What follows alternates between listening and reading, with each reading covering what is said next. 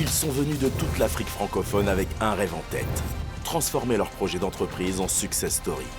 Après les présélections en Côte d'Ivoire, au Maroc, en RDC et au Bénin, 16 candidats ont été retenus parmi des milliers de candidatures. 16 à avoir obtenu le Golden Pass pour intégrer la station. Je veux mettre mon empreinte sur cette planète. Et je vais aller le plus loin possible. Voilà les amis, c'est le grand départ aujourd'hui. J'ai mon Golden Pass pour la Côte d'Ivoire. On y va. Aujourd'hui, c'est le grand départ. Voilà. Direction San Pedro en Côte d'Ivoire. C'est là que nos 4 mentors réunis pour la première fois les attendent. C'est magnifique. Le cadre est beau, mais on n'est pas en vacances, ni les candidats et encore moins les mentors. Nicole Soulou, Claude Borna, Assalfo et Yacine Larzioui vont les aider à se dépasser pour affronter le jury d'investisseurs lors de la grande finale, prochaine et dernière étape du concours. Nous allons passer 3 jours ensemble. Soyez certains qu'ils seront intenses. Atelier, coaching et masterclass avec des intervenants d'exception, nos 4 mentors ont tout mis en place pour les préparer à la grande finale. Soyez spontanés, soyez authentiques et n'hésitez pas à vous challenger ou à challenger vos idées. Cultivez votre singularité. Marketing, personal branding, RSE, art oratoire, leadership et santé mentale. Alors moi, c'était Jeriner. Je suis là pour vous parler un peu de santé mentale parce que je pense que là, dans ce que vous vivez, vous avez besoin un petit peu de comprendre comment gérer le stress, comment bien se préparer. À la fin de la station, les mentors sélectionneront les 10 candidats les plus prometteurs qui iront en finale. Objectif, convaincre un jury international d'investisseurs de miser sur leur projet. Qui seront les entrepreneurs africains de demain? Qui seront les nouveaux boss?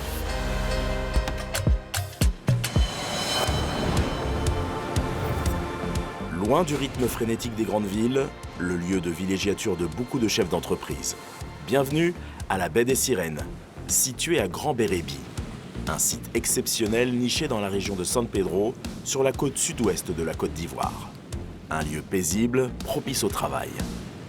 C'est donc dans ce décor que nos 16 candidats vont apprendre de leurs mentors. En République démocratique du Congo, Nicole Soulou sélectionnait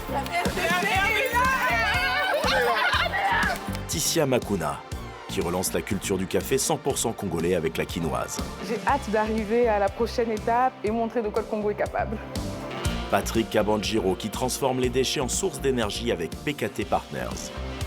Noémie Mawaka et sa production de miel Made in RDC, Lumembo. Et Marc Enswal pour sa solution digitale de e-commerce, Mobongo. Ah, tu vois là comment ils sont là sur la pierre de feu là. Pour moi, c'est waouh, c'est extraordinaire. En Côte d'Ivoire, Assalfo choisissait Alex Boya pour Sunshine Company qui cultive des pommes de terre sur le sol ivoirien. Sayouba Sawadogo pour son engrais écologique Magic Eco Group. Wilfried Dabiré et sa solution de transport de marchandises Easy Chains. Je suis très heureux de participer à la station. Pour moi, c'est un énorme plaisir. Et Linda Dempa pour ses cosmétiques éco-responsables, laboratoire Adeba. Au Maroc, Yacine Larzioui misait sur Magnifique. Teddy Kosoko et sa plateforme de contenu culturel panafricain Gara. Iba Riati et sa solution de conception de chambres d'enfants H-Kids. Je ferai de mon mieux pour rendre mon équipe fière. Yacine Khelifi pour son combustible issu de déchets végétaux BioHeat. Et Wissal Ben Moussa pour sa solution de fertilisation des terres arides Sen2Green.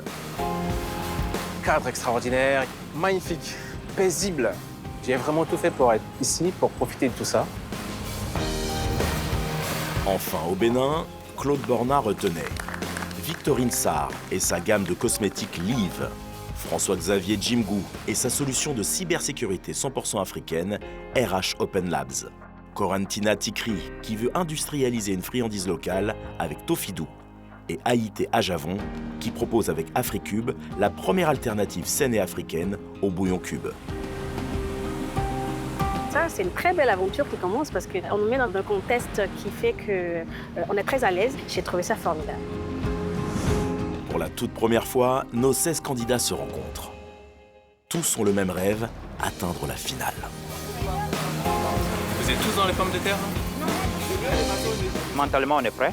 Après, ça sera à nous maintenant de montrer que notre projet a du potentiel et que nous-mêmes, en tant qu'entrepreneurs, on a de la vision, on est focus, on est prêt et on peut être donc le nouveau boss. Développer des amitiés, parler à d'autres personnes de d'autres pays d'Afrique, ça, je pense que ça va être vraiment top. Je suis avec des entrepreneurs qui sont vraiment des boss. J'ai dit, c'est ça l'avenir de l'Afrique, c'est ça l'Afrique que je veux en fait. Après avoir pris possession des lieux et découvert leurs homologues, les candidats s'apprêtent à retrouver les mentors qui ont une surprise pour eux. Le séjour à la station démarre à peine et les candidats entrent déjà dans le vif du sujet. Direction la salle de conférence spécialement aménagée pour eux. À l'intérieur, 16 noms pour 16 places. C'est ici qu'auront lieu la plupart des ateliers et des masterclass. Mais surtout, c'est là qu'ils découvriront si oui ou non ils sont sélectionnés pour la suite du concours. Mais avant cela, place aux mentors et leurs conseils avisés. Ah, déjà, ça fait du bien, il y a les prénoms de tout le monde. Là, on peut s'en souvenir.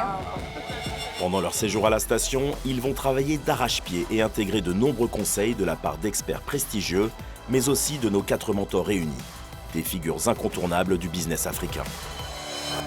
Nicole Soulou, la bâtisseuse de ponts qui fait vibrer l'Afrique du futur depuis la RDC. Assalfo, l'artiste entrepreneur ivoirien qui fait bouger le continent. Yassine Larzioui, le visionnaire marocain qui propulse la deep tech africaine. Et Claude Borna, la stratège béninoise qui réinvente l'innovation Made in Africa. Bienvenue à San Pedro, dans cette sublime baie des Sirènes. Vous êtes 16, choisis pour la qualité de vos projets, mais aussi pour vos personnalités d'entrepreneurs accomplis. Nous allons passer 3 jours ensemble. Soyez certains qu'ils seront intenses. Vous allez devoir travailler sur vous-même, sur les fondamentaux de l'entreprise, mais aussi et surtout votre capacité à convaincre un investisseur. Si on est aujourd'hui à Bérébi, c'est pour vous donner, partager avec vous l'expérience qui peut vous permettre d'aller plus loin. On va vous préparer pour que quand vous arriviez sur scène pour présenter devant le jury final, vous soyez au top. Donc ces 3 jours vont être un accélérateur à part entière. Vous allez transpirer. Le programme concocté pour ces prochains jours est très chargé. Il commence dès maintenant. On a regardé tous ensemble les différents pitchs. On a sélectionné un pitch, non pas parce que c'est le meilleur projet, mais parce que nous avons trouvé que ce pitch était très bien structuré et surtout que l'entrepreneur qui portait le pitch le faisait avec beaucoup de confiance, avec une belle histoire et a réussi à nous séduire. Ce pitch qui a été choisi comme modèle nous a été proposé par Teddy Kosoko, le fondateur de Gara. Lève-toi s'il te plaît. On peut applaudir.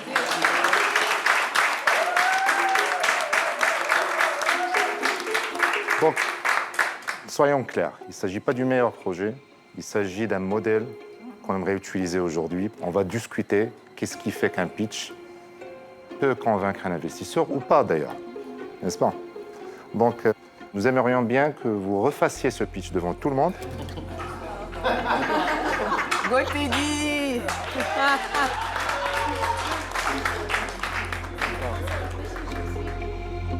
Je me suis dit, mais merde. Je me suis dit, merde. Et après, je me suis dit, comment je vais faire pour refaire le pitch très rapidement. Et surtout, je voulais pas non plus décevoir les coachs. Parce que si on est désigné meilleur pitch et qu'on refait le pitch et qu'on se trompe, ce qui peut arriver, mais à cause du stress, se tromper, peut-être le candidat aurait dit, mais c'est ça le meilleur pitch dont les coachs parlaient? Bonjour. Tu es prêt? Toujours. Au Maroc, Teddy avait pitché Gara, son projet de plateforme de contenu culturel panafricain accessible sur tout le continent. Une prestation convaincante. C'est pour relever ce défi que nous avons créé Gara. Il faut plus d'entrepreneurs comme celui-ci. Super, moi j'aime beaucoup. Ouais. Teddy réussira-t-il à renouveler sa performance devant tous les candidats cette fois? Bonjour à toutes, bonjour à tous. Je m'appelle Teddy Kosoko et je suis d'origine centrafricaine. Depuis tout petit, mes parents ont fait tout leur possible pour m'offrir le meilleur de l'éducation et de la culture.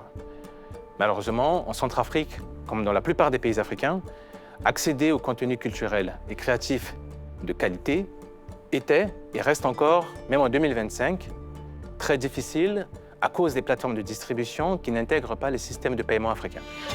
Teddy impressionne. Il démontre également qu'un entrepreneur doit être prêt en toutes circonstances. Notre ambition est simple dans les 12 prochains mois. Accélérer notre traction, atteindre plus d'1 million d'utilisateurs, lever en série A et accroître notre expansion sur le continent. Participer au nouveau boss nous donnera la visibilité et l'élan nécessaire pour atteindre ces objectifs. Merci beaucoup.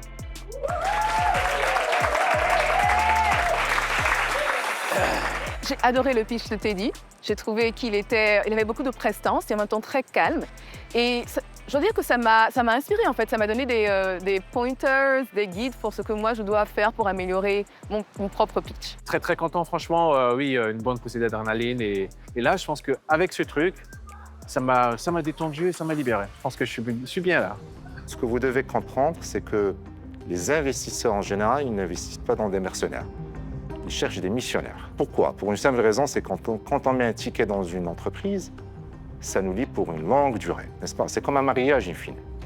Et donc, on aimerait s'associer à quelqu'un dans lequel on va faire confiance, avec lequel il y a un lien. Et c'est justement l'approche personnelle qui est dans le pitch, justement, qui a permis aujourd'hui à Teddy de vous convaincre. Deuxième élément hyper important, il faut que ça soit simple, clair, parce que l'investisseur n'a pas de temps. L'investisseur a besoin d'être convaincu dans les 30 premières secondes. Ce que j'ai appris, ce qui m'a marqué, ce sont les conseils et les remarques des mentors, notamment les 30 premières secondes qui sont importantes dans un pitch, la nécessité de véhiculer des émotions. D'autres remarques? Son plan de développement, il a parlé de ce qu'il voulait faire dans le futur sur les 12 prochains mois. Et donc, du coup, ça donne à l'investisseur la possibilité de voir plus loin avec lui. Absolument. Ta vision. La perspective, la vision, c'est ça. Exactement. Et je dirais même, quand là, il a validé avec le marché, l'attraction d'utilisateurs. Donc, du point de vue d'un investisseur, la rentabilité est tellement claire. Ouais. Ce n'est pas une idée. Le gars vraiment a déjà quelque chose sur le marché. Et donc, en tant qu'investisseur, c'est sûr qu'il aura un chèque. C'est clair. Incroyable. Excellent. Rentabilité, crédibilité. C'est tout ce qu'un investisseur cherche. Est-ce que je peux miser? Est-ce que c'est crédible? Est-ce qu'il y a une maîtrise du projet? La dimension humaine de votre projet doit être aussi expliquée dans votre pitch et je crois que ça pourrait apporter un plus à votre projet. Il ne faut pas avoir seulement business, business, business, mais il faudrait que votre innovation, ce que vous apportez comme innovation, puisse changer la vie de millions de personnes. J'ai appris durant cette session ce qui me manquait, moi, pour mon pitch, notamment l'accroche personnelle. Je pense que ça et l'impact social sur les populations par rapport à mon projet, il faut que j'en parle plus. La séance m'a beaucoup éclairé. Ça m'a permis à découvrir mes points faibles au départ. Et puis immédiatement, j'ai réfléchi comment l'améliorer. Et puis ça m'a aussi en même temps, ça m'a permis à comprendre le mentor, nos mentors à nous, à quoi donc il souhaite et où il s'attend à nous, qu'est-ce que nous devons réellement ramener ou soit réaliser. Donc pour moi, ça me permet à se préparer à fond pour avancer. Voilà, la journée de demain déjà, je souhaite l'affronter. Servez-vous de la station pour prendre de la confiance, pour peaufiner votre pitch. Comme on l'a dit, c'est quelques secondes, donc il faut être très précis dans les éléments que vous allez avancer. Évidemment, on est très ravis de pouvoir vous accompagner, mais il faut vous reposer. Demain, c'est une longue journée. On aura notre premier atelier demain matin. Faites le plein d'énergie. Bonne soirée. Et je vous confirme, s'il y a encore quelques doutes, qu'on va avoir 3 jours intenses. Bonne nuit, à demain. J'espère vraiment que les coachs, les conseils, l'interaction avec les autres, ce cadre qui est quand même magnifique, va me permettre de me dire, en fait, on est là On est là pour grandir, on est là pour s'accélérer et finir en apothéose. On était super heureux de rencontrer les autres mentors parce qu'on ne les connaissait pas. Donc moi, j'étais curieuse de rencontrer les autres. Et puis voilà, inspirée d'être là en présence de gens brillants qui font des choses brillantes dans tout le continent. Donc super contente d'être là. Ces premières rencontres avec les mentors et les autres candidats touchent à leur fin. C'est vrai qu'il y a une atmosphère super bienveillante entre tous les participants. Et puis il y a aussi cette bonne énergie qui s'est rapidement installée entre nous. Et puis pas seulement de l'énergie. Et là, on est déjà en train de créer des synergies entre nos différentes entreprises.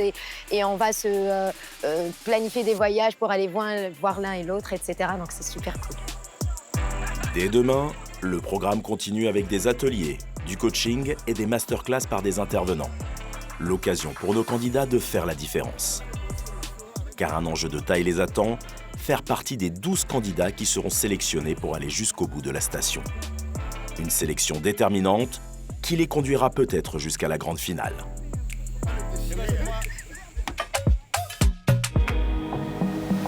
Un nouveau jour se lève sur la station.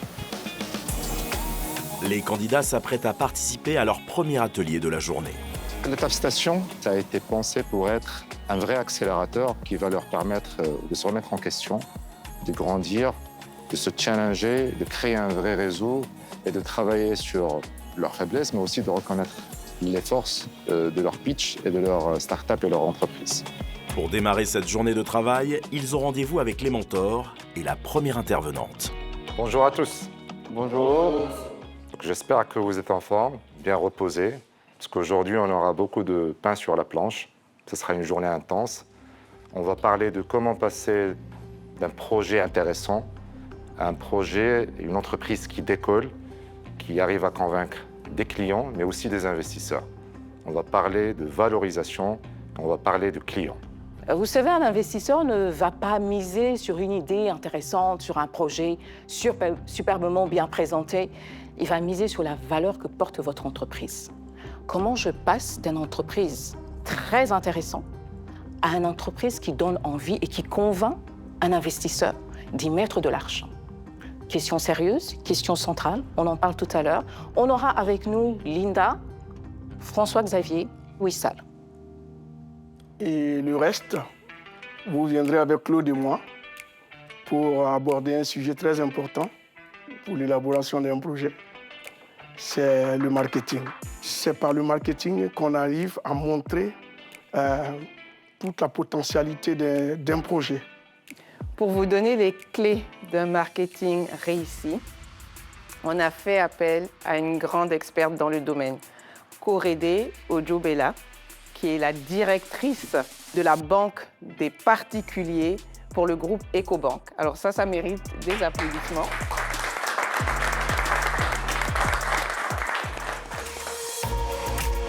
Experte du marketing et de la transformation digitale dans le secteur bancaire, Korede Ojobela promeut une finance inclusive au service du développement africain. Elle mettra à profit son expérience stratégique pour aider les candidats à affirmer le positionnement marketing. C'est tout naturel pour nous de venir conseiller et accompagner ces jeunes entrepreneurs qui viennent de segments divers dans leur recherche d'accélération. Ce que j'attends des candidats, c'est beaucoup de participation. Ça va être ensemble qu'on va construire ce conseil. C'est pas juste un cours, c'est plutôt une masterclass, donc c'est un échange. Je veux qu'ils sortent de là enrichis. On va travailler, mais on va aussi s'amuser, parce qu'il faut le faire avec plaisir. Il faut construire. Donc je serai là en tant que cliente, je ne connais pas vos projets, et vous allez m'exposer vos différents projets.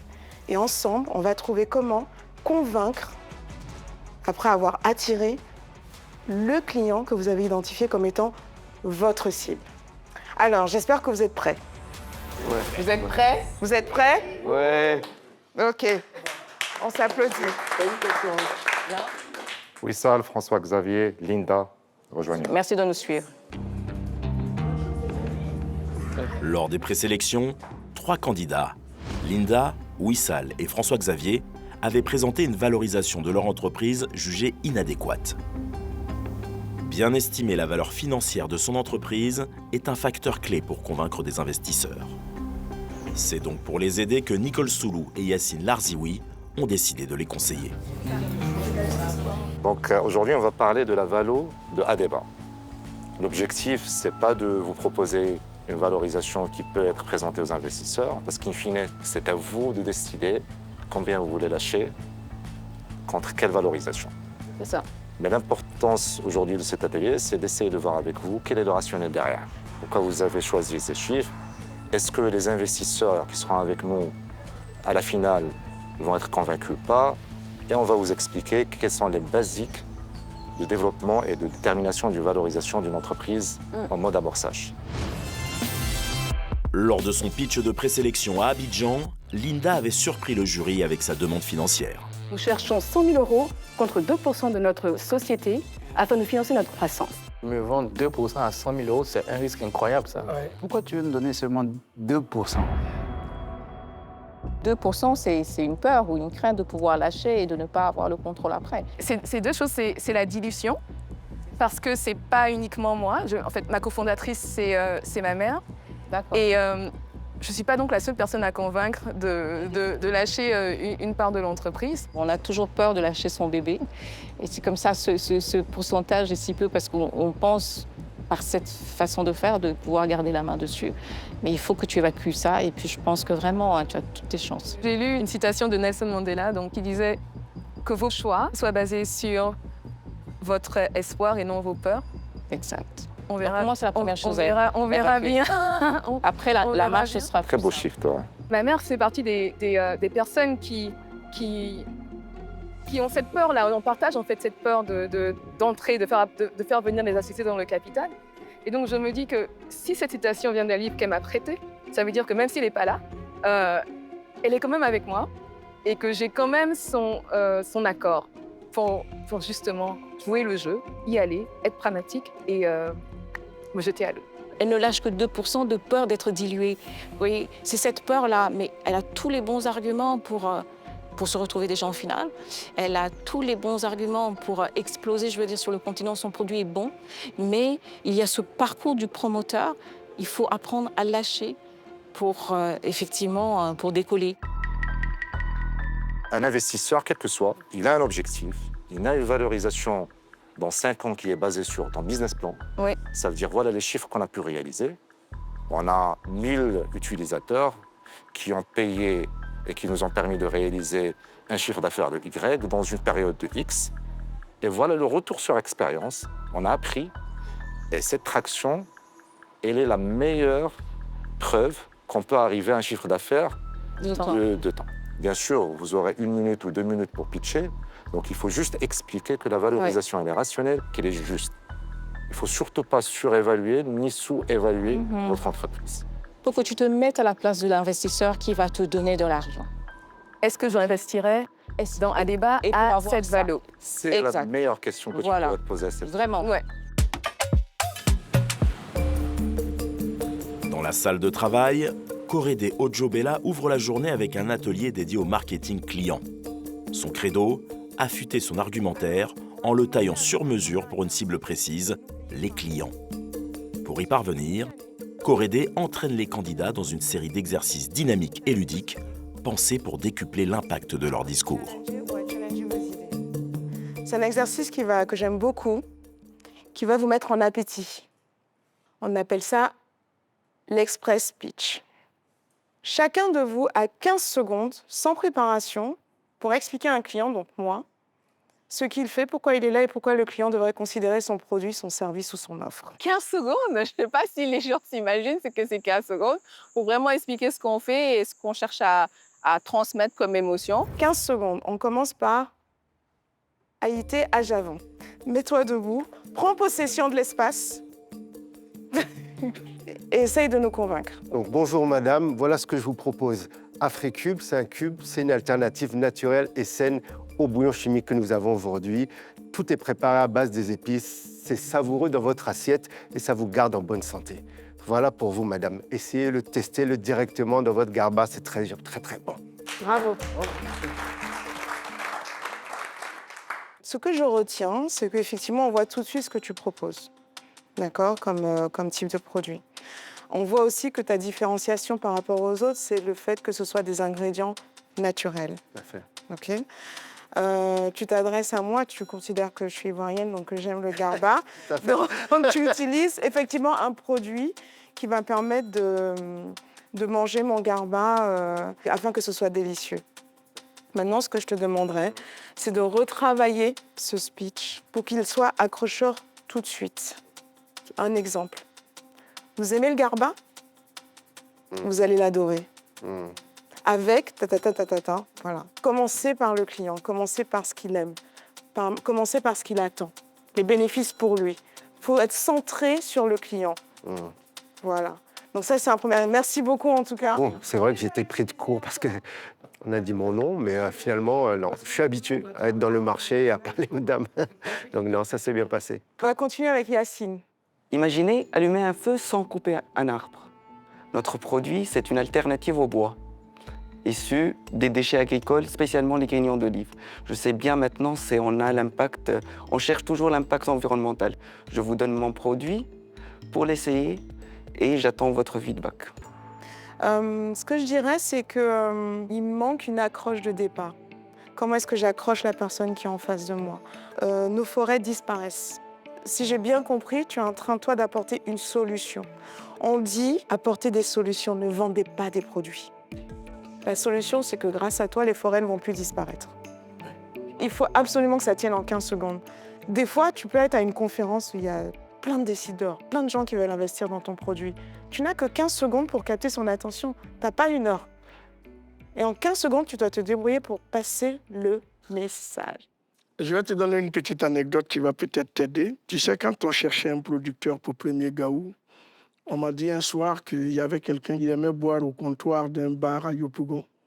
Et on arrive, on doit jouer devant cette personne pour convaincre cette personne de sortir de l'argent. Qu'est-ce que j'amène pour convaincre cette personne? Comme je n'avais pas de belles chaussures, je les ai enlevées et je suis allé chanter, nu-pied. Et la première phrase que lui, il attend, c'est « Dans ma galère que la Gohan tout m'a quitté ». Il a dit tout de suite « J'achète ». Parce que c'est là, je lui ai dit, c'est l'accroche qui est là. Tu as commencé par vous voulez acheter un truc sans couper un arbre. Mais pourquoi tu ne termines pas qu'en achetant mon truc, tu as planté un arbre? Au moins, tu l'as mis au cœur de ce que tu... Voilà, donc c'est important. Donc il y a ça, et l'exemple de Asalfo est très bien parce que c'est l'authenticité. On le verra dans la masterclass aussi, l'authenticité est importante. Retour à l'atelier valorisation, animé par Yacine et Nicole. Après Linda, c'est Wissal et François-Xavier qui se heurtent à la même question délicate. Comment estimer correctement leur demande de financement et contre quel pourcentage de leur entreprise a cédé aux investisseurs? On a vu que tu veux 1 million? Oui. Contre 15%?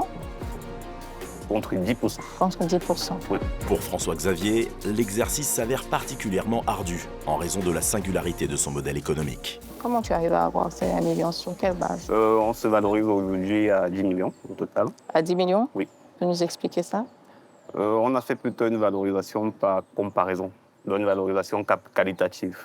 Parce que effectivement, la partie multiple de chiffres d'affaires ne nous permettait pas d'atteindre cette valorisation-là. Mais les entreprises comparables dans notre secteur d'activité, notamment le développement des solutions de cybersécurité sur la partie spécifique de surveillance, détection et réponse à incidents, ont ce type de valorisation. Je respecte un peu ce que vous dites parce que là, vous êtes honnête. Oui.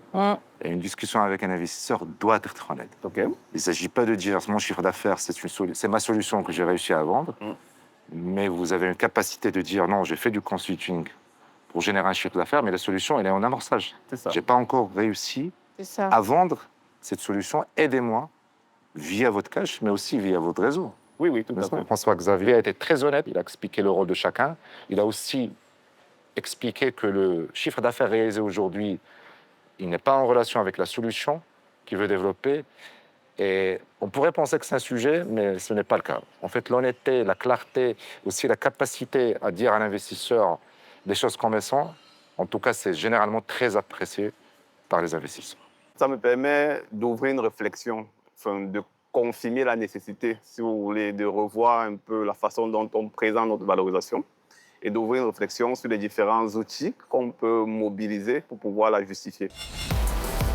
Pour Wissal, ce sont les hypothèses de son business plan qui sont challengées par Yacine Larzioui pour mieux préciser la demande de financement et contre quel pourcentage.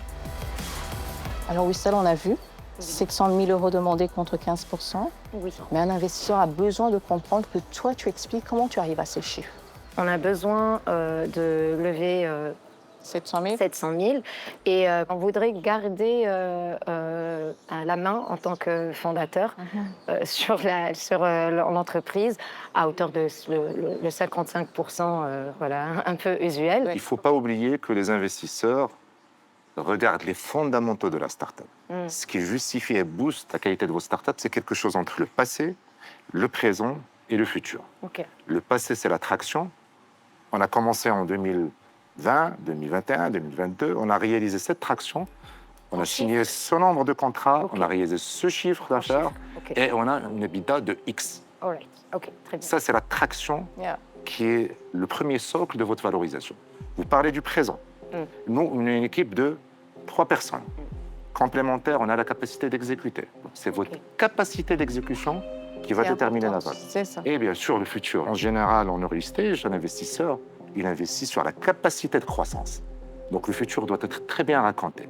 Là encore, Yacine et Nicole interviennent pour lui donner des clés pour revoir sa demande et le pourcentage à céder. J'ai ramené énormément d'informations dans un discours qui peut paraître confus. Pour l'investisseur devant moi.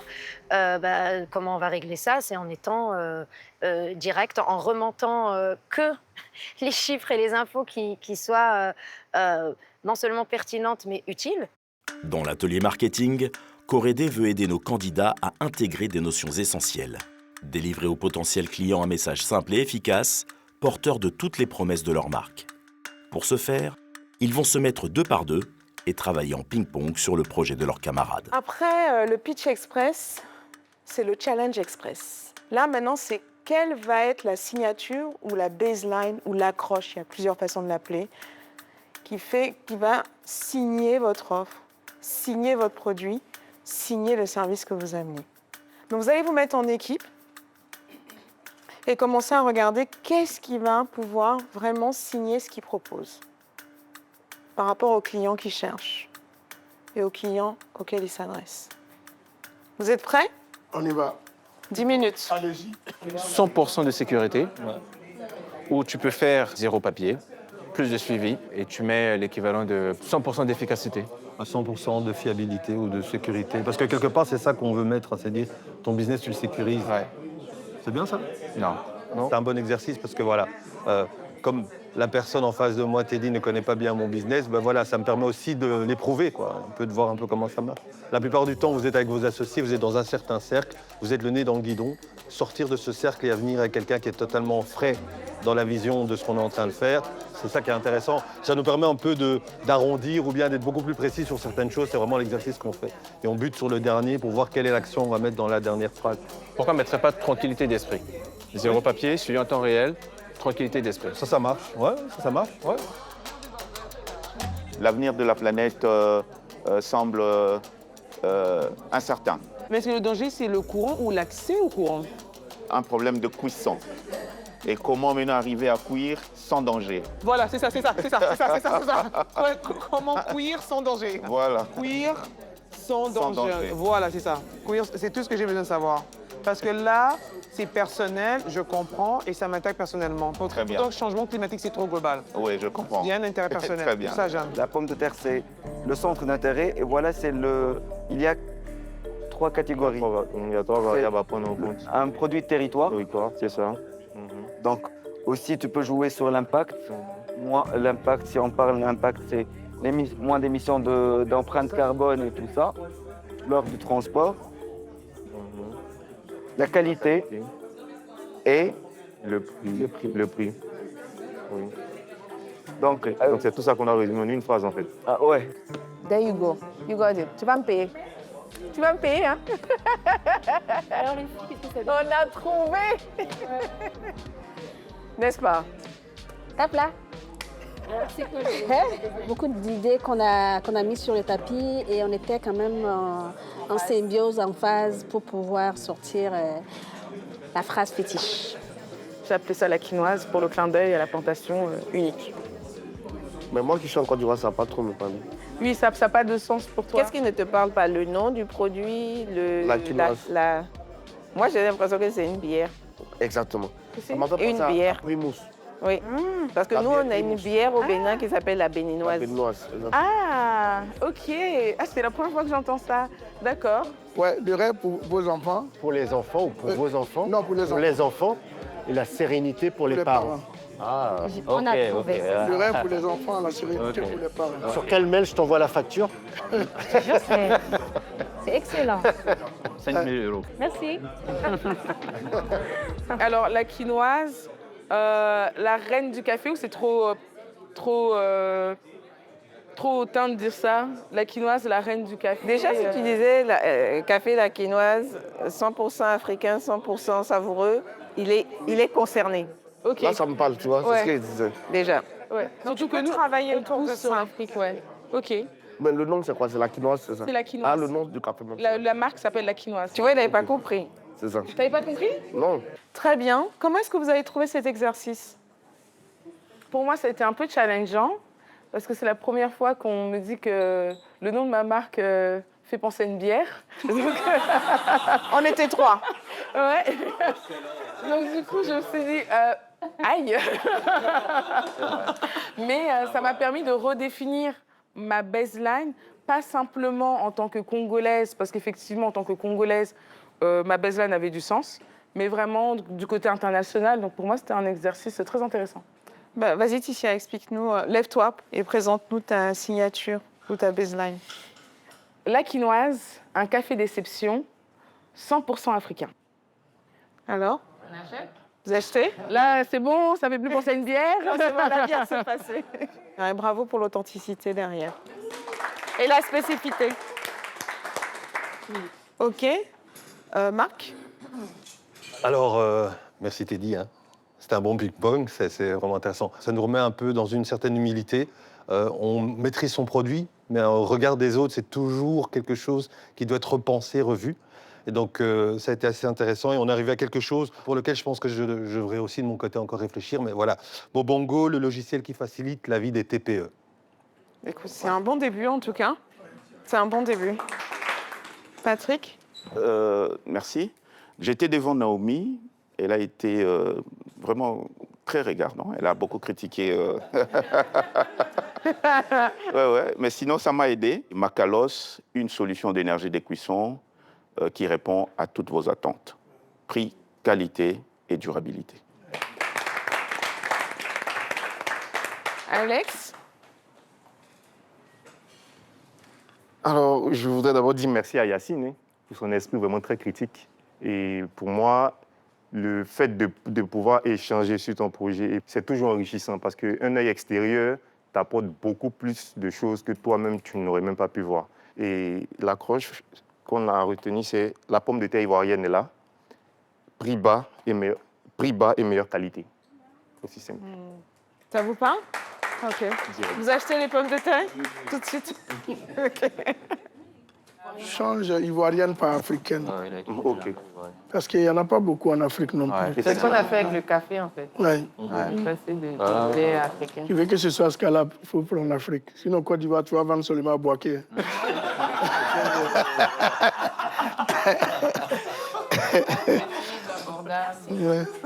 Corentina?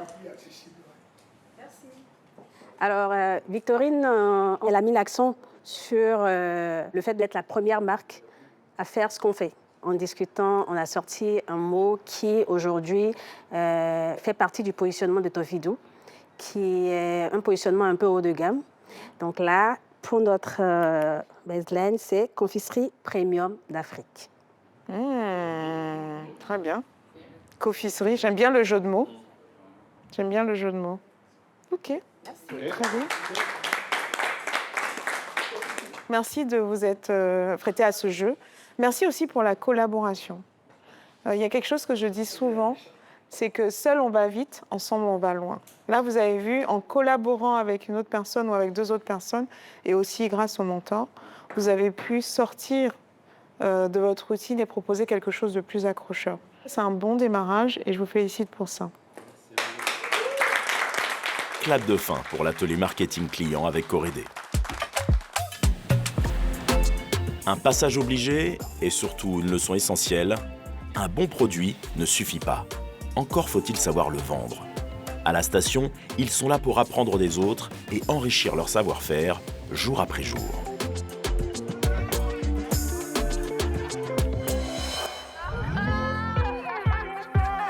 Cet après-midi, pas de répit pour nos futurs boss. Direction la salle de conférence pour une masterclass d'exception. Face à eux, une femme qui a su imposer sa voix et son style dans un univers exigeant. Journaliste, femme de médias et aujourd'hui directrice exécutive RSE du groupe Orange, Elisabeth Chungi incarne une autre facette du monde des affaires. Moderne, engagée et à impact. Je suis venue aujourd'hui dans les nouveaux boss à la station, dans ce lieu magnifique, pour donner une masterclass. Alors c'est un peu pompeux. En réalité, moi, je vais leur donner 2 conseils essentiels pour la dernière marche et qui, de toute façon, qu'ils soient en finale ou pas, vont les aider dans la suite de leur parcours. Le premier aspect que je veux travailler avec eux, c'est leur capacité de conviction devant les investisseurs. Parce que on peut avoir le meilleur business plan du monde.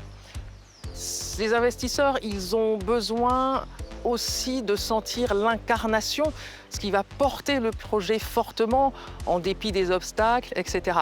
Le deuxième conseil que je veux leur donner, c'est travailler leur stratégie RSE, responsabilité sociale des entreprises, autrement dit, leur impact positif, parce que c'est vraiment ce qui va faire la différence.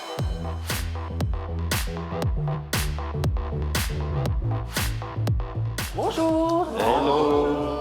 Aujourd'hui, on a le plaisir d'avoir avec nous une femme d'exception. C'est une femme qui a commencé dans les médias, après une excellente carrière à la télévision. Vous êtes les privilégiés de ce jour, parce qu'elle va partager avec vous son parcours. Elle s'est lancé le défi de rejoindre le groupe Orange, où elle occupe aujourd'hui la place de directrice RSE. RSE, c'est la responsabilité sociétale des entreprises. Elle a toute l'expérience pour justement partager avec vous comment on part de vos entreprises respectives, des entreprises responsables qui réussissent à avoir un impact durable sur leur environnement. Ouvrez vos carnets, ouvrez vos 2 oreilles. Accueillons chaleureusement Elisabeth Chungi et je vous laisse entre de bonnes mains. Merci, merci beaucoup. Ah, ils m'ont mis une bonne pression avec leur pitch. Bemba Kiri. Kiri Bemba. Le Cameroun est là. Ma mission est de vous accompagner sur 2 éléments essentiels. Le premier, cultiver votre singularité, car votre premier atout, c'est vous. Donc il faut aller chercher cette capacité à se distinguer dans un univers où on passe son temps à vous dire « Ah, vous voyez trop grand, vous visez trop haut, ah, vous ne cochez pas toutes les cases, on essaie de vous faire rentrer dans un moule. » Non, il faut faire précisément le contraire. C'est ce que je vais vous raconter à travers quelques étapes clés de mon parcours. J'ai donc eu une première vie professionnelle dans les médias, à une époque où il y avait peu de présentatrices d'origine africaine à la télévision française. Qu'est-ce que je n'ai pas entendu? Phrase la plus stupide. Tu pourrais pas changer de coiffure? Sous-entendu, mon afro dérangé. Mais j'ai rien lâché parce que mon afro, c'était mon identité. Toutes les problématiques qu'elle a eu à traverser en tant que femme noire dans les médias, ça me parle aussi. Un autre jour, je passe un casting pour présenter un journal. J'arrive en finale, je ne suis pas prise et là on me dit « Vous avez fait la meilleure performance, mais vous comprenez, vous êtes une prise de risque. » Le pompon revient sans conteste à un recruteur pour s'excuser de ne pas m'embaucher. Il a eu cette phrase « Vous comprenez, vous êtes trop tout. » Du tac au tac, moi j'ai répondu « Écoutez, je préfère être trop tout que moins que rien. » Ça sort comme ça sort, comme on dit au Cameroun. On m'a souvent reproché d'être trop tout, d'être trop passionnée, trop perfectionniste, de faire trop de choses. Ça a l'air d'être disparaître. Elle fait des huiles essentielles et des tomates et elle plante des arbres. Mais il y a un fil conducteur. Et ce fil conducteur, c'est le vivant. J'essaie de retisser un peu ce lien du vivant. Donc ce trop-tout, ça voulait dire quoi? Je ne sais pas, au fond. Mais je sais très bien que c'est ce trop-tout qui m'a permis de passer du monde des médias au COMEX d'un grand groupe du CAC 40. De devenir une boss, quoi. Ce trop-tout, je suis allée le chercher aussi dans les épreuves. On en a toutes et tous eu. Et ces épreuves vous forgent. J'ai compris en fait dans la personnalité d'Elisabeth que c'est une battante, c'est quelqu'un qui a une grande vision et c'est quelqu'un qui se donne les moyens en fait d'atteindre sa vision. Et c'est cette force qui m'a donné l'audace d'aller toquer à la porte d'Orange alors que je ne suis pas ingénieur, alors que je connaissais rien aux télécommunications. J'avais cette force, j'avais aussi des engagements. Et je pense que c'est ce qui a fait la différence. Elle a changé complètement de métier. Et c'est ce que j'ai aussi fait. J'étais chef de projet informatique dans la banque. Maintenant, je suis dans l'agroalimentaire. Et bien avant cela, j'étais promoteur de spectacles. Voilà, à New York. Donc, je me reconnais à travers elle et à travers son parcours. Aujourd'hui, je voudrais qu'on fasse un petit exercice ensemble. J'aimerais que chacun réfléchisse, c'est quoi votre trop-tout? En d'autres termes, dans votre parcours, quelles ont été les épreuves qui finalement ont nourri votre projet, votre conviction à y aller? Je vais faire comme les profs, je vais passer, je vais regarder ce que vous écrivez par-dessus votre épaule. Alors, Tissia, je vois que tu as écrit « une femme ». Ça a été un obstacle. Non seulement je suis une femme, mais en plus, je n'avais pas la bonne famille. Parce que je fais du café. En général, le café, c'est de génération en génération. Et moi, je suis la première à faire du café dans ma famille. Pour moi, j'avais le syndrome de l'imposteur. J'avais l'impression que je n'étais pas issue de la bonne famille. Je suis une femme, je suis jeune. Quand j'ai commencé, j'avais moins de 30 ans. J'étais entourée d'hommes de 60 ans qui avaient le café dans le sang. Et ce qui m'a permis de me différencier, je pense, c'est ma passion. Le fait que je sois une nouvelle arrivante, mon originalité. Et j'aime bien mettre une fleur dans les cheveux. Donc, on me reconnaissait de loin. Et du coup, on me disait, ah, tiens... c'est la marque de fabrique. C'est ça. Tiens, c'est la Hawaïenne qui fait du café. Et, je me suis beaucoup reconnue en elle quand elle a parlé du fait que parfois, être femme, ça puisse déranger. Parce que moi, à bien des reprises, j'avais l'impression d'être trop femme. Qu'il fallait que je me grime en homme d'affaires.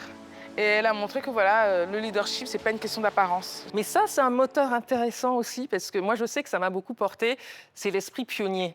Donc, c'est pour ça qu'il ne faut rien lâcher, garder cet esprit pionnier. Merci. Wilfried? Ouais, moi, je crois que c'est la résilience, parce que j'ai monté ma première boîte en 2016, ici à Abidjan. Donc, on était dans la distribution de tout type de sel, de produits chimiques agroalimentaires. En moins de 6 mois, on a pu glaner plus de 12 mois de commandes. Mais nos camions étaient détournés par un de nos agents. Donc, notre première commande, c'était plus de 120 000 $. On a eu un investisseur qui a mis 50 000 € de France. J'ai eu mes parents qui ont mis 20, 30 000 €. J'ai eu toutes mes économies que j'ai mis. Et là, lorsque les camions sont arrivés à Yamoussoukro pour la livraison, notre agent a vendu directement les camions à d'autres acheteurs qui étaient sur place. Ce jour-là, je me suis dit que tout était fini. On n'a jamais retrouvé cette personne. L'investisseur en France a décidé de laisser les poursuites. Mes parents, je suis leur enfant, ils ont décidé de ne pas rembourser. Et après, voilà, après j'ai décidé de démissionner en fait sans épargne. Et j'ai juste appelé mes parents, je leur ai dit que je pars, ils me disent tu es sûr? Ils me disent bon, tu es déjà un cabrimo, comme on dit à Abidjan. Donc nous, on n'a pas peur. Et quand j'ai commencé EasyChain en 2020, je n'avais pas de sous. J'ai commencé par mes propres moyens, on essayait vraiment d'aller attaquer les clients, on était sur le marché, on se baladait dans les marchés et tout. Et là, je crois que c'est cette résilience qui a fait qu'en 2023, on a eu un premier venture capital qui a entendu mon histoire, qui a décidé de mettre déjà un premier 50 000 $ sans preuve et rien, pour démontrer, là on est passé de quoi? De 12 000 $ à près de 36 000 $ par mois, en livrant des colis, soit par bateau, par avion. Aujourd'hui, on a même un entrepôt en Chine. Pour moi, je suis très résilient, je ne lâche pas. Courage, résilience, effectivement, tu as trouvé beaucoup d'opposants, mais il y a aussi les alliés, donc la force du grand village, on ne réussit jamais seul. Exactement. Et c'est quelque chose dans ton histoire qui est importante. Exactement. Merci pour ce partage. Victorine? Oui, alors pour moi, je dirais, j'aime le difficile. Et j'ai jamais compris pourquoi. Et dans ma famille, il n'y a pas vraiment d'entrepreneurs, donc j'étais partie pour une carrière corporate, ce que j'ai fait. Et donc, mon dernier boulot, j'ai démissionné. Et mes parents me regardent, mais qu'est-ce qui se passe en fait? pensais à un moment même qu'on m'avait marabouté. Donc je démissionne pour démarrer Liv Cosmetics. J'avais quand même bien planifié. Mon papa, il est très structuré, donc je lui fais une présentation, je leur explique que c'est quand même structuré, je ne suis pas si folle et que c'est quelque chose que j'ai planifié. Mes parents, je suis très proche d'eux, ils décident de ne plus me parler. Et pour moi, c'est la première traversée du désert. Et ça m'a vraiment affectée. Et pendant 1 an, je n'ai pas parlé à mon papa. Donc, je veux... Et voilà, donc aujourd'hui, j'y repense et je me dis, mais comment j'ai fait? Bon, maintenant, avec le succès qui arrive, vous vous êtes rabiboché? Ma maman, elle m'envoie des photos, elle me dit, ah, tata, elle m'a appelé, t'es à la télé, comment ça se passe? Et je suis fière d'avoir continué, Mais de bien sûr. ne pas les avoir écoutés, en fait. Le pouvoir de désobéissance. Ouais. Ça aussi, je vous assure, ça paye. Je suis quand même fière de moi d'avoir pu dépasser ça, de m'être écoutée, au final.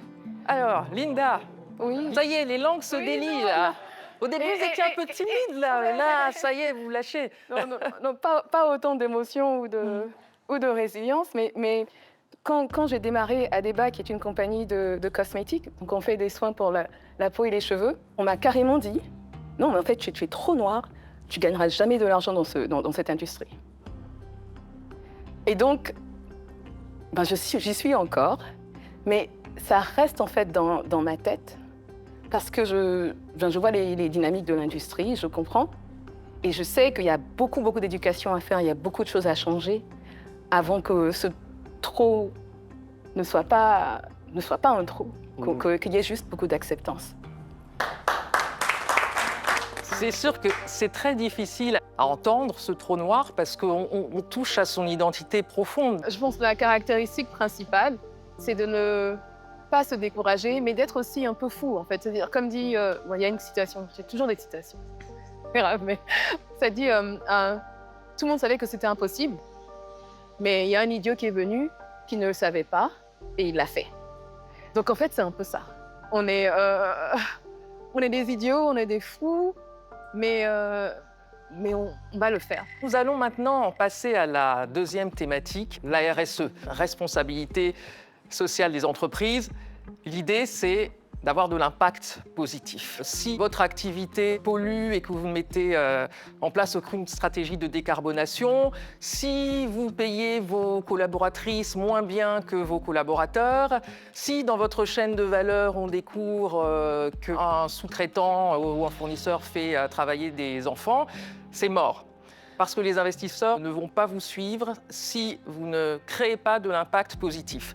Donc, je vais vous poser maintenant cette question. Quels sont vos impacts positifs? Comment vous les mesurez?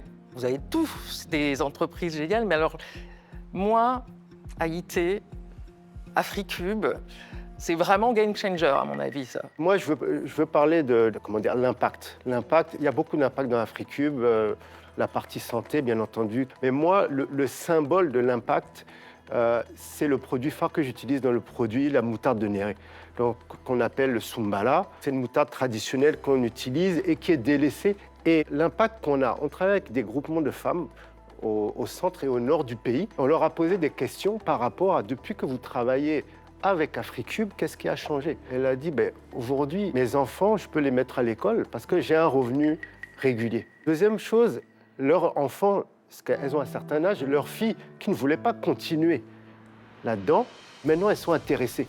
Elles ont vu que ça peut générer un revenu. Les arbres de Néré qu'on coupait, parce que c'est un bon bois de chauffe, on ne les coupe pas, parce que là aussi, ça rapporte de l'argent plusieurs fois dans l'année. Donc, impact environnemental en plus. Oui, tout à fait, tout à fait. Et c'est un arbre qui stoppe le désert en plus. Et moi, c'est ça qui anime ma passion et qui fait que je continue malgré tout.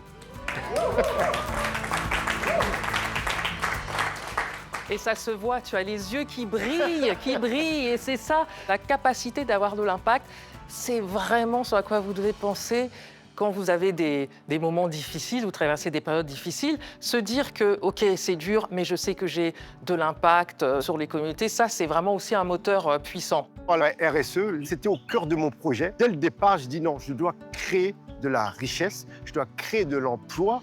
En anglais, on dit back to the community. Voilà, je devais rendre à ma communauté. Alors, impact positif encore, ça inspire qui? Je peux y aller hein? Noémie? J'étais très claire. J'avais dit, je voulais que j'ai minimum 50% des femmes dans ma compagnie qui sont au niveau leadership. Et mon objectif, c'était que ces femmes-là aillent de basse classe à classe moyenne en termes de revenus. Alors, je dirais aussi, deuxièmement, j'ai acquis une application qui va révolutionner l'Afrique en termes de biodiversité. On veut tracer la biodiversité africaine à travers le monde en temps réel. Donc, quand on vend notre miel pour l'exportation, les gens veulent savoir ce miel, ça vient d'où, qui l'a fait, c'est qui l'apiculteur. Toute cette chaîne de valeur en temps réel, on le montre maintenant à l'acheteur et c'est ça qui va se passer. C'est ambitieux, mais il faut être ambitieux. L'impact aujourd'hui, c'est une responsabilité et de ne pas perdre ça de vue. Donc, j'ai beaucoup appris, vraiment beaucoup. En tout cas, voilà, vous avez compris le message. Vraiment, je crois que vous avez tout en vous. Vous avez des mentors qui vont encore travailler avec vous pour faire ressortir le meilleur de vous-même lors de la finale. Moi, j'ai été ravie de passer ce moment avec vous. Je trouve qu'elle a partagé avec nous des choses très personnelles et très pertinentes. Et moi, ça m'inspire ce genre de parcours parce qu'aujourd'hui, elle est toujours là. Elle est au top niveau. Ne lâchez rien, soyez résilients, continuez d'être audacieux, continuez d'être désobéissants. Bref, soyez trop tout. Merci.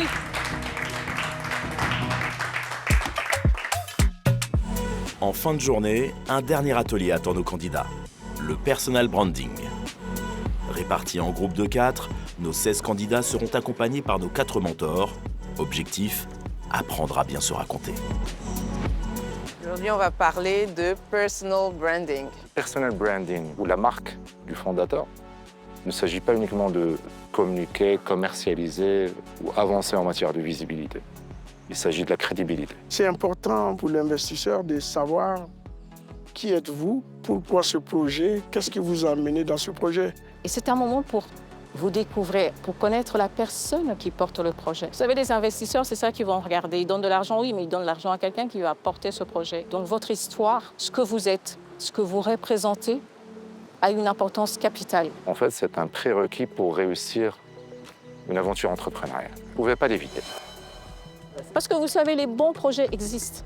Donc c'est tellement important qu'ils vous cernent. C'est tellement important que cet investisseur se dise « je sais à qui j'ai affaire ». C'est dans vous qu'ils investissent. On ne va plus parler du produit, on va parler de vous-même. Qui est le volontaire qui veut commencer? Peut bien être le volontaire. Le KTM Partners, c'est une entreprise industrielle environnementale. Nous sommes dans la production de solutions d'énergie propre et recyclage des déchets. Nos solutions permettent de résoudre le problème de déforestation pour besoins d'énergie et d'agriculture, résoudre le problème d'insuffisance de rendement agricole à l'hectare, puis résoudre le problème d'insalubrité dans le milieu de vie. Merci Patrick, très intéressant. Alors les amis, du feedback. Si je dois comprendre le concept du personal branding, c'est qu'il n'y a pas réellement une transition dans les différentes phrases qui remettent en avant la personnalité de Patrick. Tu présentes le projet, tu présentes ta société, tu présentes les chiffres, mais on ne sait pas pourquoi tu le fais. Excellent feedback. Il n'y a pas une identité qui a été bien exposée durant le pitch. On ne connaît pas c'est qui Patrick, à part son nom. Il faut expliquer qui je suis, d'où je viens et pourquoi je fais ce projet. Je ne savais pas y ajouter le personal branding dans ma façon de présenter le pitch. J'étais complètement absent. Qui est le deuxième volontaire? Je suis donc ravie de vous présenter Toffidou, ma marque de gourmandise africaine spécialisée dans la production et la commercialisation des toffis, ces délicieux bonbons au lait caramélisé. Je parle pour ma famille parce que j'ai une fille de 3 ans qui a besoin de voir cet héritage entrepreneurial se perpétuer au fil des années. Et ensuite, je parle pour moi parce que je porte un rêve, celui de faire de Toffidou l'une des marques premium de gourmandise les plus redoutables en Afrique. Merci. Bravo. C'est top, on peut applaudir. J'ai beaucoup aimé, c'était droit au but. Elle a parlé aussi de ses aspirations personnelles, elle a parlé de sa fille. Je ne suis pas vraiment habituée à parler de moi, mais là, franchement, je l'ai fait spontanément. Il y a certaines choses qui ont manqué. Elle n'a pas dit clairement quelles sont les réalisations déjà accomplies. Votre remarque, elle est aussi pertinente et ça me permet de rappeler une chose. Le personal branding, c'est une partie de l'histoire. Ce n'est pas l'histoire entière. Oui, ça le dis-moi. Si tu ne portais pas ce projet, qu'est-ce que tu ferais? Ah, mais je serais fermière, comme je l'étais avant de porter ce projet. Qu'est-ce qui t'a motivé à le faire? Et c'est très personnel. Je venais d'avoir mon premier appartement. Je commençais à consommer personnellement. Je voulais des produits traçables, je voulais des produits biosourcés, je voulais savoir qui était derrière mes produits et je ne trouvais rien sur le marché. Donc c'était une frustration par rapport à ça. Et là, je découvre l'économie solidaire, je découvre les circuits courts. Et puis, parallèlement, au boulot, je travaillais dans une entreprise agroalimentaire et j'avais un peu vu de trop près les dérives de cette chaîne de valeur alimentaire, en tout cas industrialisée de cette manière. Et à ce moment-là, je me suis dit, où est-ce que je peux avoir le plus d'impact? Et je me dis, je veux devenir fermière, je pense. Dis-moi ce qui te motive. Ah, mais moi, c'est l'impact. Je le dis très simplement, c'est planter des arbres et sauver des abeilles. C'est très cliché, mais c'est ça. C'est des valeurs qui sont super importantes aujourd'hui. C'est des valeurs qu'on porte avec beaucoup de fierté, mais des fois, on a besoin d'être un peu plus persuasif. Et ça peut être assez challengeant par moment. Mais en tout cas, ce qui fait d'une valeur une valeur, c'est qu'on y croit très fort. Et si je te demandais pourquoi tu es la bonne personne pour porter ce projet, pourquoi toi? C'est le challenge. Voilà, c'est l'une des choses les plus importantes dans ma vie. Le jour où j'ai décidé de faire le concept, j'ai eu l'information que j'ai un cancer du sang. Et c'était un cancer dans un stade avancé. Si je meurs, et j'ai dit, si je meurs, je vais laisser l'empreinte. Ça va être un double challenge. Mon projet, c'est lui qui m'a sauvé ma vie. C'était trop dur, je m'excuse pour ça. I'm sorry. Mais Tu donnes la main quand même? j'ai vaincu le cancer qui est une maladie. Mais en même temps, j'ai gagné BioHit. Et c'est plus qu'un projet pour moi. Je veux être comme... je suis un exemple pour aimer notre vie. Pour récapituler en 2 mots, c'est pas en 3 mots. La persévérance et le challenge. Et un vrai message que tu portes. Et je pense que ça, c'est important. De l'entendre, pour moi, ça change la donne. Et je t'écoute différemment. Nicole, elle te met dans une situation de cosy. Donc, je me suis délibéré et voilà, c'était... Ça nous a tous touchés. Si tu balances ça comme ça, bam, on est tous touchés par ça. Et c'est quelque chose de très fort. C'est un vrai cheminement. C'est une vraie histoire qui porte des valeurs. Et c'est une vraie marche. Mon projet, c'est moi. On ne peut jamais dissocier le fondateur du projet et le projet. Alex, je vais commencer par toi. Alors, c'est quoi le projet? Pourquoi tu le portes aujourd'hui? En tant que chef d'entreprise, on est amené très souvent à parler de son entreprise. Mais quand il s'agit généralement de parler de soi, l'exercice est tout autre. C'est souvent très difficile.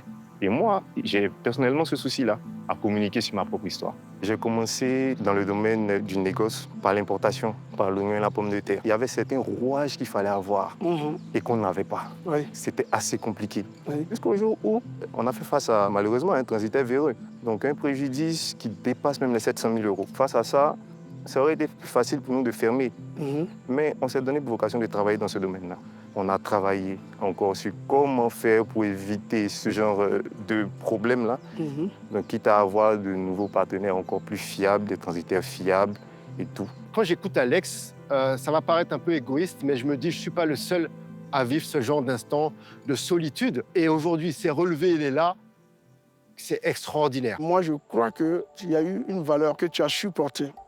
La valeur de la résilience. Parce que la résilience, il y a une nuance entre la résilience et la persévérance. Tu es tombé, tu as pu te relever. C'est cette valeur-là que tu vas donner à l'investisseur qui est en face de toi. Moi, ma mère m'a toujours dit, dans la vie, il faut se battre. Et je vois que c'est un battant. J'ai compris quelque chose de magique, qu'il ne faut pas s'arrêter devant les obstacles, parce que la réussite, elle existe juste après. Aujourd'hui, je me sens prêt à parler davantage de moi.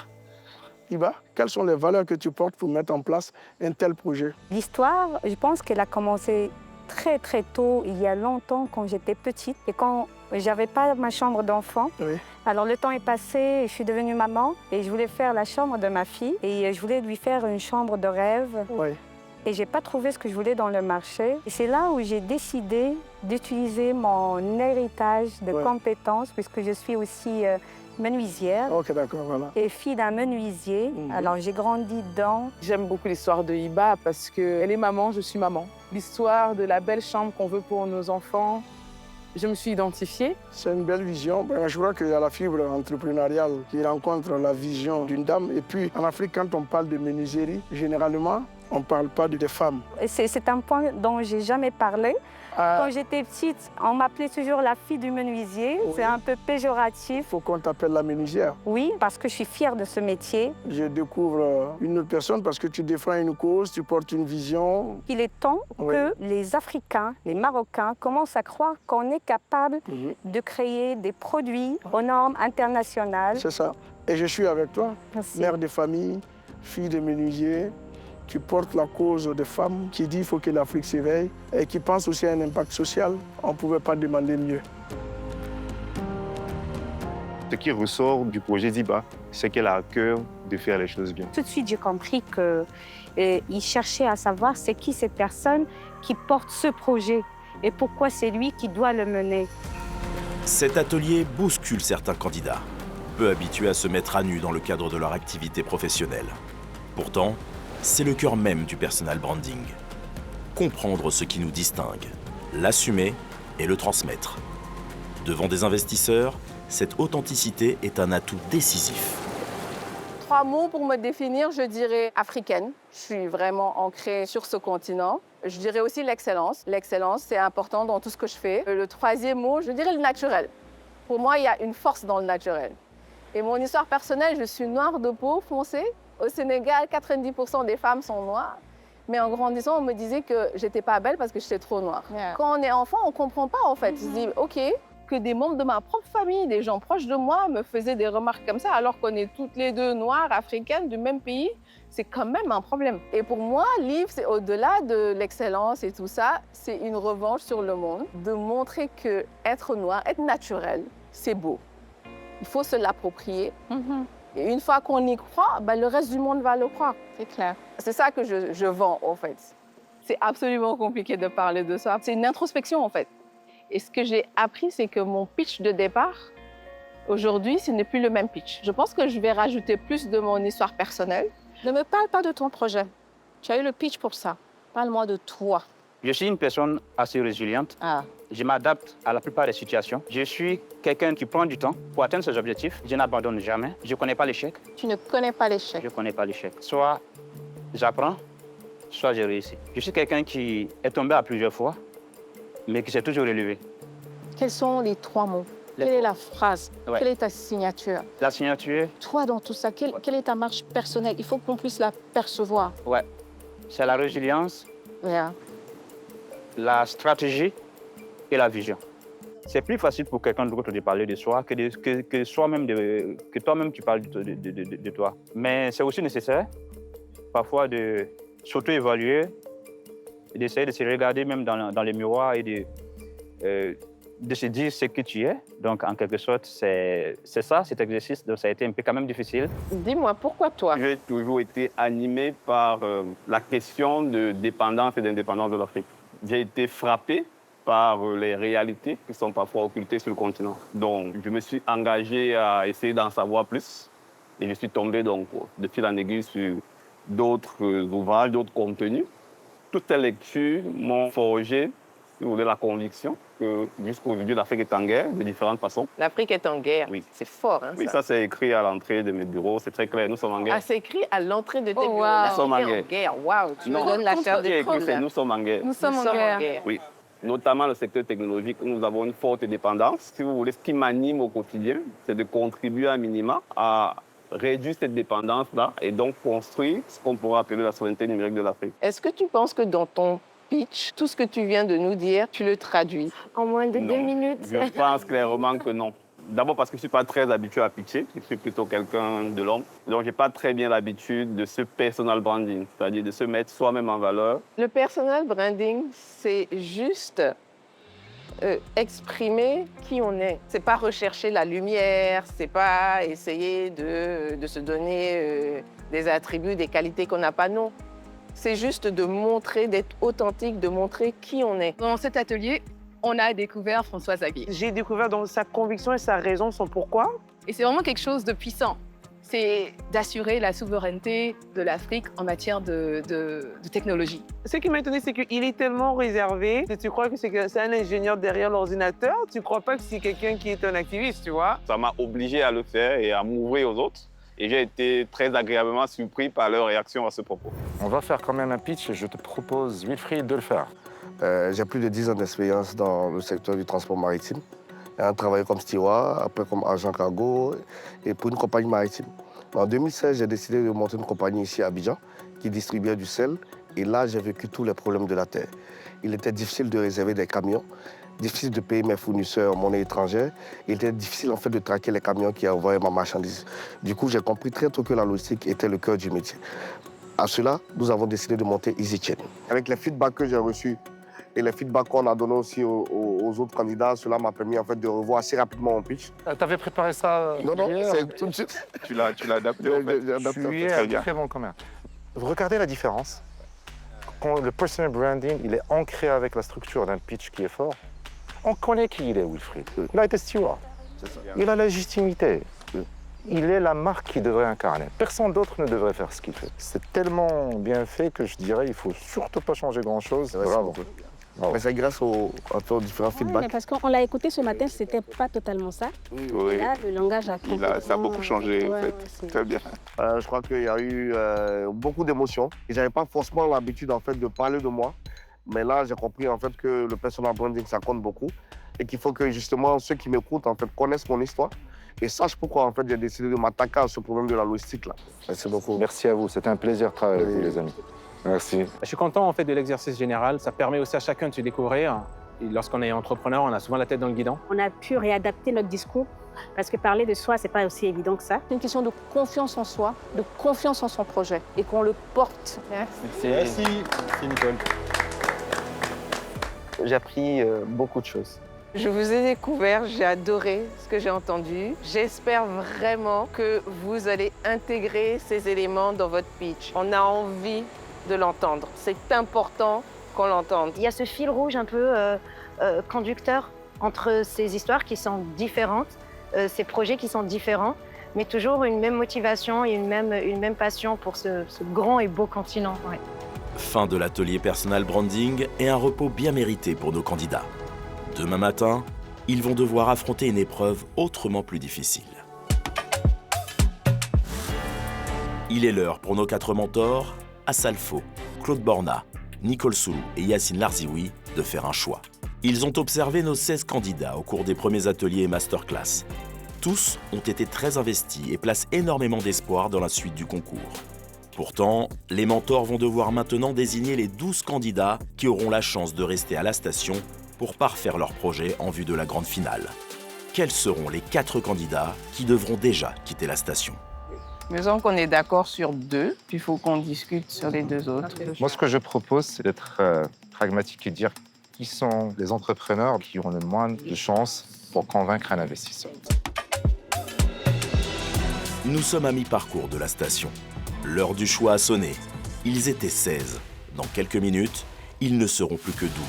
Si je reste, ça sera tant mieux parce que je pourrai mieux expliquer en fait ma vision. Si je pars, ça sera une très belle expérience que je pourrai partager avec mon équipe. Je suis assez relax parce que, en fin de compte, je pense que pour moi, cette expérience, c'était tout bénef. Il y aura un petit malaise de voir d'autres partir. Je ne sais pas si moi-même je serai encore là. Ça fait partie du jeu, c'est l'entrepreneuriat, tout le monde ne peut pas gagner. Il y a du stress, je pense que c'est normal. Si ça ne le fait pas, on va me revoir quelque part, donc c'est pas la fin, mais c'est vrai que c'est important. Mais la route est encore longue avant la grande finale où seuls les 10 candidats les plus prometteurs pitcheront devant le jury international d'investisseurs. Il y a un peu de pression parce qu'on souhaite tous aller jusqu'au bout de cette aventure. Mais je vous dis la vérité, je suis un peu nerveuse. Les candidats vont découvrir s'ils continuent le concours. En entrant dans la salle, si le chevalet à leur nom est toujours sur la table, cela veut dire qu'ils sont sélectionnés. Dans le cas contraire, ils devront quitter la station.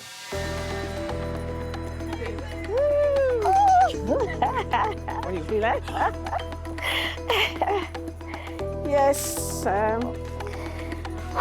Oh. T'arrives. Oh. Oh non. Je suis fière de toi. Oh. Mais tu es où? Je suis pas là. C'est pas vrai.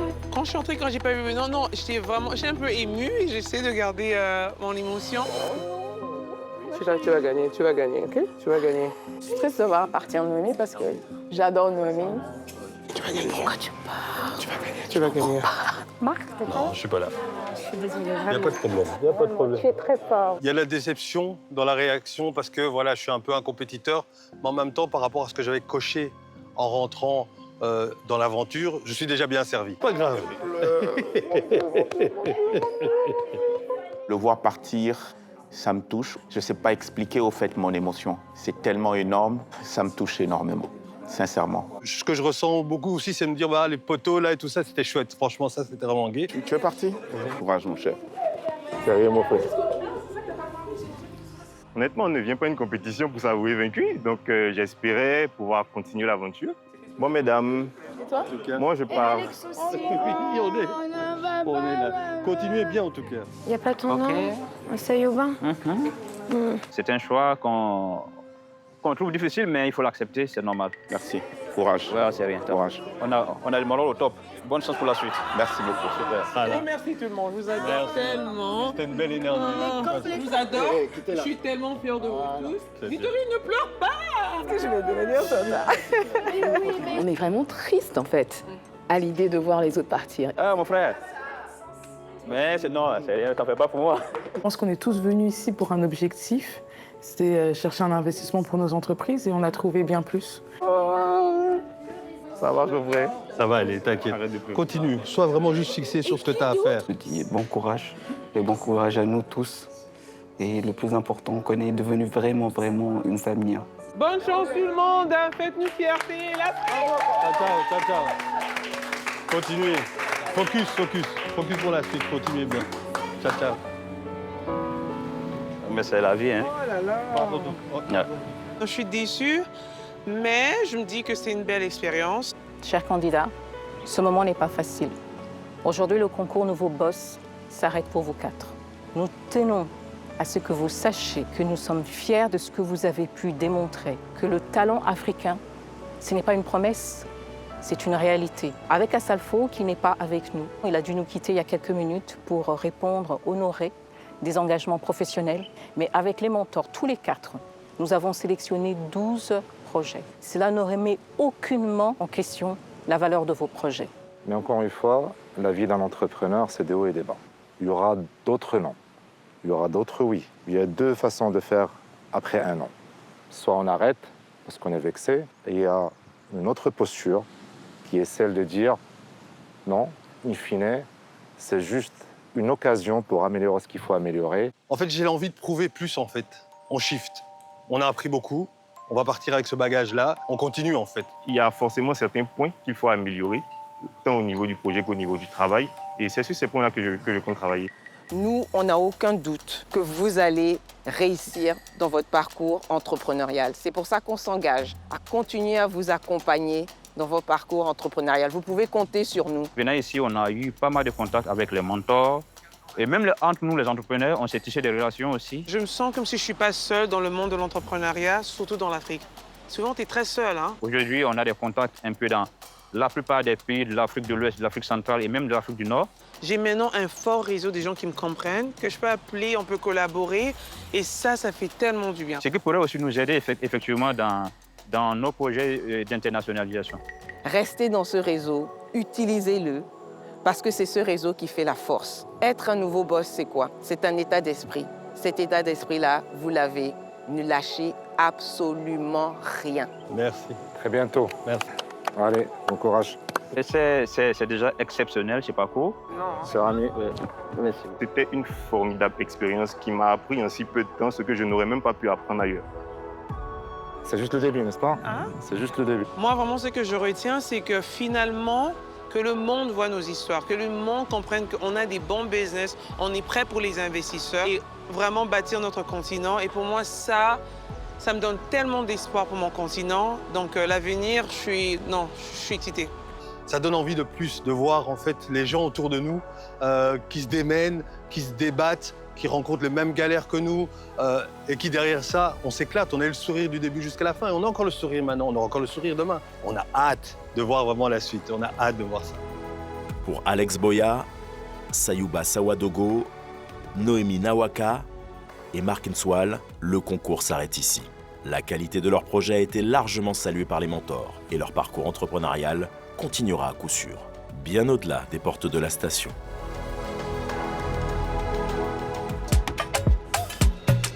Bonjour. Je sais à quel point c'est difficile de voir vos camarades quitter la station.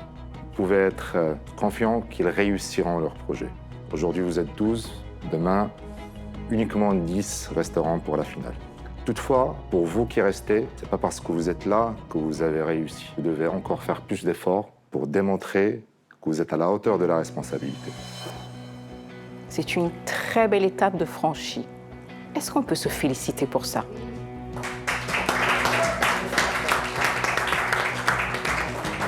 C'est la dernière ligne droite.